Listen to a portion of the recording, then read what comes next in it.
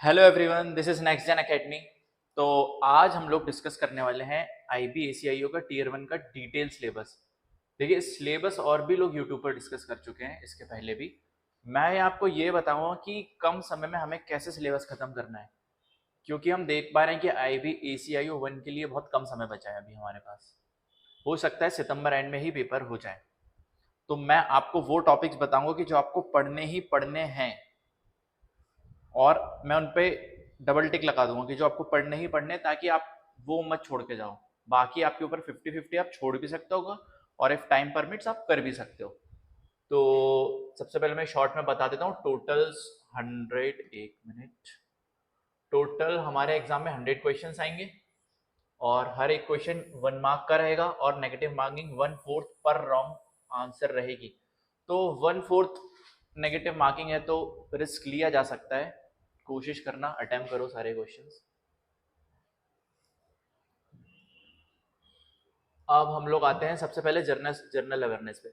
Journal awareness होगा हमारा 20 marks का, और इसमें हम लोग सबसे पहले देखेंगे करंट अफेयर्स। करंट अफेयर देखिए, आप लोग लास्ट 6 to 8 मंथ के करंट अफेयर पढ़िए। जब मैंने लास्ट ईयर अपना IB ACIO दिया था 2024 का, तब 6 to 8 मंथ के ही करंट अफेयर आए थे। इनफैक्ट 1 महीने पुराने के भी करंट अफेयर आए थे। तो सबसे ज्यादा आपको उसी पर फोकस करना है। फिर अब हम लोग आ जाते हैं पॉलिटी। यहाँ पे मैंने जो टॉपिक मेंशन करे ना, वो मैंने वही मेंशन करे जो इंपॉर्टेंट है। पॉलिटी, अब देखिए पॉलिटी आपको पूरी पढ़ने जाएंगे ना तो आपके पास इतना समय नहीं है। आप सबसे पहले क्या पढ़िए? Fundamental rights. Fundamental rights and duties, इसमें से श्योर शॉर्ट है क्वेश्चंस बनेगा। अगर पॉलिटी से क्वेश्चन आता है तो 90% से ज्यादा चांस होता है कि फंडामेंटल राइट्स और फंडामेंटल ड्यूटी से क्वेश्चन आए। तो आपको पढ़ना है कि कितने फंडामेंटल राइट्स है, किस फंडामेंटल राइट में क्या दिया है, कौन सा सस्पेंड नहीं होता है, ये सारी चीजें आपको पढ़नी होगी। फिर हम देख रहे हैं सेकंड टॉपिक है हमारा पार्लियामेंट। पार्लियामेंट में क्या पढ़ना है आपको? बस इसमें थोड़ा बहुत देख लेना है कि लोकसभा का क्या आर्टिकल है, राज्यसभा के क्या आर्टिकल हैं, क्वेश्चंस कब पूछे जाते हैं, क्वेश्चन आवर्स क्या होता है, 0 आवर क्या होता है, ये थोड़ा बहुत देख लेना। जुडिशरी में आपको क्या पढ़ना है? बस सुप्रीम कोर्ट के आर्टिकल्स, स्टेब्लिशमेंट कैसे हुआ था, आज़ादी के पहले क्या थी हमारे, नहीं थी। हाई कोर्ट के बारे में पढ़ लेना है। हाई कोर्ट के बारे में आपको क्या पढ़ना है कि हाई कोर्ट के जो जज बनते हैं वो कैसे बनते हैं, सुप्रीम कोर्ट के जज कैसे बनते हैं, ये थोड़ा देख लेना। पंचायती राज इंस्टीट्यूशन इंपॉर्टेंट टॉपिक है, इसमें से क्वेश्चन आ जाता है। पंचायती राज में आपको क्या देखना है कि 73rd अमेंडमेंट एक्ट के बारे में आपको क्या पढ़ना है कि पंचायती राज में कुछ ऐसे चीजें हैं जो हर स्टेट को माननी ही पड़ती है, और कौन से कॉन्स्टिट्यूशनल अमेंडमेंट एक्ट से ये आया, ये आपको पूरा पढ़ लेना है। ठीक है, अब हम चलते हैं हमारे हिस्ट्री पर। हिस्ट्री में 3 मेन पार्ट होते हैं, एंशिएंट, मेडिवल, मॉडर्न। तो आपको एंशिएंट, मेडिवल, मॉडर्न में क्या पढ़ना है? आप सबसे पहले मेरे हिसाब से अपने मॉडर्न मॉडर्न हिस्ट्री, मॉडर्न में आप उठाइए फ्रीडम स्ट्रगल। फ्रीडम स्ट्रगल से क्वेश्चन बनेगा, श्योर शॉट है। फ्रीडम स्ट्रगल में आपको गांधी एरा पढ़ना है।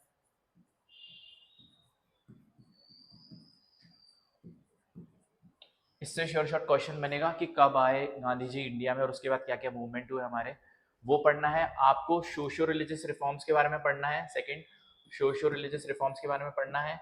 फिर आपको पढ़ना है इसमें कि जब हमारे यहाँ 1935 एक्ट आ गया था, इसके बाद हमारे यहाँ क्या सिनेरियो चला टिल 1947, वो सब आपको देखना है। ये शॉर्ट में देख सकते हैं आप।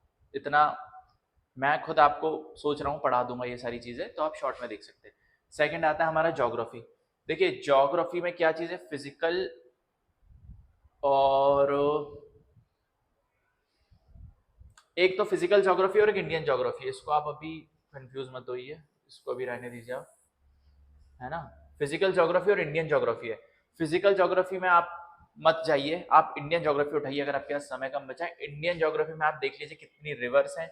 इंडियन ज्योग्राफी में आप देख लीजिए रिवर्स के बारे में, रिवर्स के बारे में देख लिया आप, माउंटेन्स के बारे में देख लीजिए, हिमालयाज, वेस्टर्न घाट, ईस्टर्न घाट, ये सारी चीजें देख लेनी है आपको। फिर इसके बाद आता है हमारे पास कि हमारे इंडिया में ड्रेनेज पैटर्न कैसे फॉलो होता है, वो सब देख लेना। फिर हम लोग आ जाते हैं हमारे इकोनॉमी पे।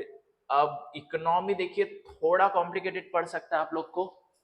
इकोनॉमी से ज्यादा क्वेश्चन आते भी नहीं है, वैसे 1 या 2 क्वेश्चन आते हैं।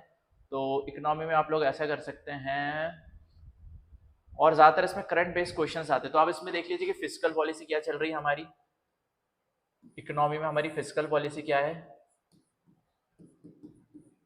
रेपो रेट क्या चल रहा है हमारा, बस ये देख लीजिए। और कुछ फेमस स्कीम्स होगी गवर्नमेंट की करंट अफेयर से रिलेटेड, वो स्कीम्स आपको देख लेनी है, ठीक है। ये हाँ, इसमें सबसे इंपॉर्टेंट चीज डिफेंस सेक्टर से चीजें कवर होंगी काफी ज्यादा। आप देख लीजिए वॉरशिप्स के बारे में, अभी हमारे ऑपरेशन सिंदूर हुआ था, तो ऑपरेशन सिंदूर के बारे में पढ़ लीजिए। फिर आप देख लीजिए अभी कुछ नई चीजें हमारे यहाँ कमीशन हुई हैं, इंडियन नेवल शिप्स, उनके बारे में पढ़ लीजिए, ये आपको पढ़ना है।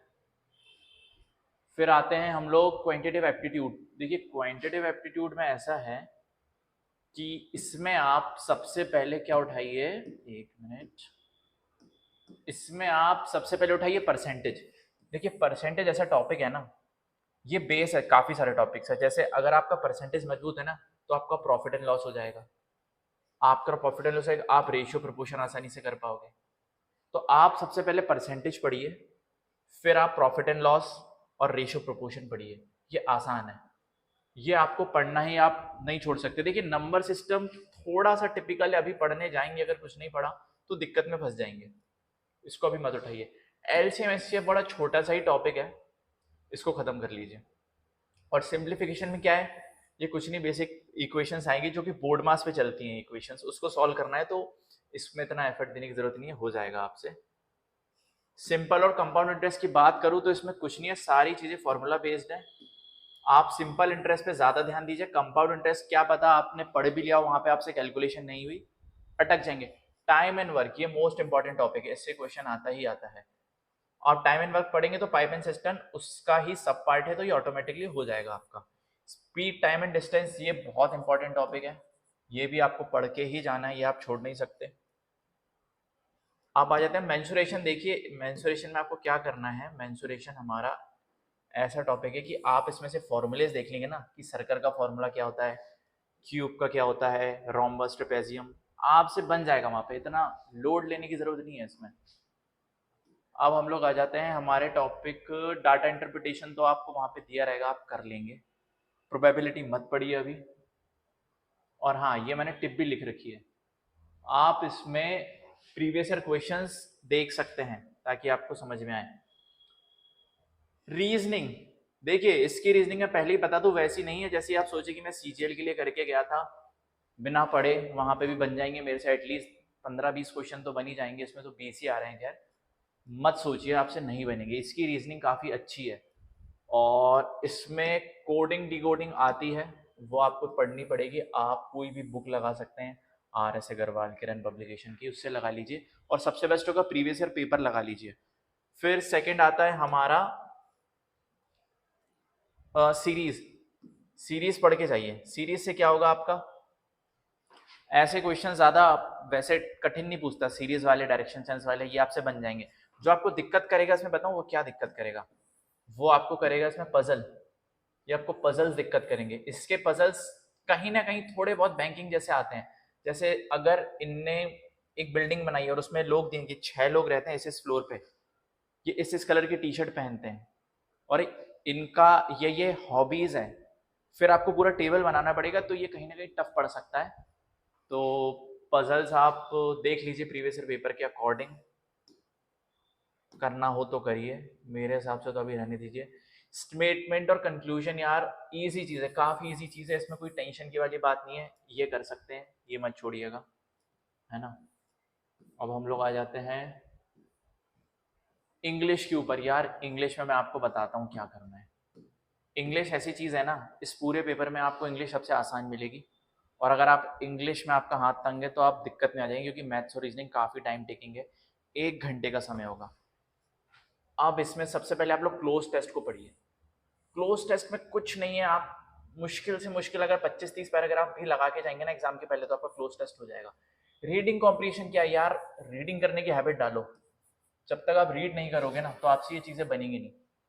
कुछ नहीं है, इस पैराग्राफ पढ़ के आंसर देना, इसमें भी कोई एफर्ट नहीं लग रहा है, 1 महीना बचा है, आराम से हो जाएगा। अब हम लोग आते हैं fill in the blanks, grammar based. यार अब फिल इन द ब्लैंक्स के लिए आपको ग्रामर पढ़नी पड़ेगी। ग्रामर पढ़ने का समय है क्या हमारे पास? अगर है तो आप पढ़ लीजिए, मेरे हिसाब से तो अभी अवॉइड करिए। सेंटेंस इंप्रूवमेंट भी अभी अवॉइड करिए। पैरा जंबल्स, यार पैरा जंबल्स बताऊं कैसे होंगे?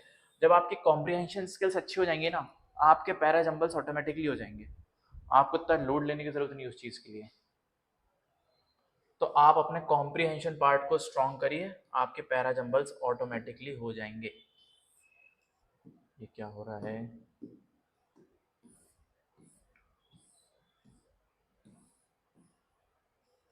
हाँ, अब vocabulary, synonym, antonym, idiom and phrases.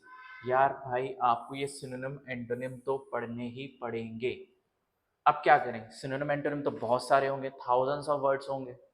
आपसे पिछले 5 साल के पढ़ लीजिए, जो एसएससी ने पूछे हैं लास्ट 2 ईयर में वो पढ़ लीजिए, या और भी कोई इंपॉर्टेंट एग्जाम है जिसमें इंग्लिश आती हो इस लेवल की तो आप उससे पढ़ लीजिए। आपको पूरे सिनोनिम एंटोनिम वोकैबुलरी खोल के बैठने की जरूरत नहीं है, कुछ भी याद नहीं होगा, आप बस प्रीवियस ईयर पढ़ लीजिए। ईडियम एंड फ्रेजेस में भी आपको वही सेम चीज करनी जो मैंने बताई। हाँ, एक इंपॉर्टेंट चीज, वन वर्ड सब्सटीट्यूशन, इससे क्वेश्चन आए थे last year, last to last year भी आए थे।